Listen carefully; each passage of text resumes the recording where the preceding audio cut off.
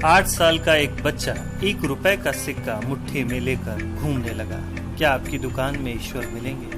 दुकानदार ने ये बात सुनकर सिक्का नीचे फेंक दिया और बच्चे को निकाल दिया। बच्चा पास की दूसरी दुकान में जाकर 1 रुपए का सिक्का लेकर चुपचाप खड़ा रहा। दूसरे दुकानदार ने पूछा, ए लड़के, 1 रुपए में तुम क्या चाहते हो? लड़के ने कहा, मुझे ईश्वर चाहिए। क्या आपकी दुकान में है? दूसरे दुकानदार ने भी उसे भगा दिया।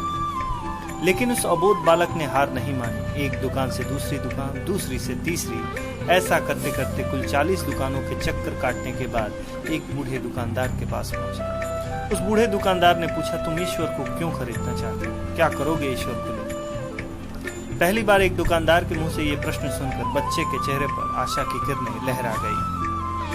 बच्चे ने बड़े उत्साह से उत्तर दिया, इस दुनिया में माँ के अलावा मेरा और कोई नहीं है। मेरी माँ दिन भर काम करके मेरे लिए खाना लाती है।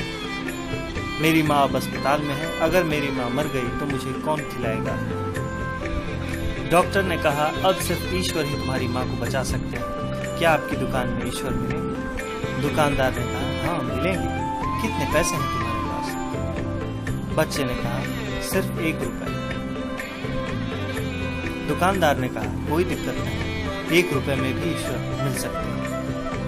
दुकानदार बच्चे के हाथ से 1 रुपए लेकर उसने पाया कि 1 रुपए में 1 गिलास पानी के अलावा वो कुछ नहीं बेच सकता है उसे। इसलिए उस बच्चे को फिल्टर से 1 गिलास पानी भरकर दिया और उसने कहा कि जाओ, इस पानी को पिलाने से तुम्हारी माँ ठीक हो जाएगी।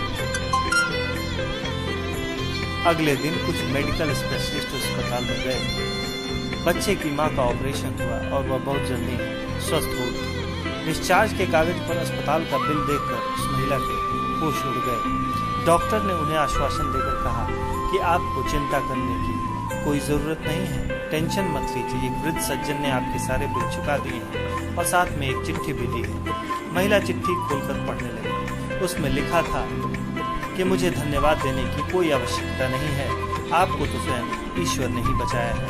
मैं तो सिर्फ एक जरिया हूँ। यदि आप धन्यवाद देना ही चाहती हैं तो अपने अबोध बच्चे को दीजिए, जो सिर्फ 1 रुपए लेकर ना समझो की तरह ईश्वर को ढूंढने निकल पड़ा। उसके मन में यह दृढ़ विश्वास था कि एकमात्र ईश्वर ही आपको बचा सकते हैं। विश्वास इसी को कहते हैं। ईश्वर को ढूंढने के लिए करोड़ों रुपए दान करने की जरूरत नहीं होती। यदि आपके मन में अटूट विश्वास हो तो वो 1 रुपए में भी मिल सकते हैं।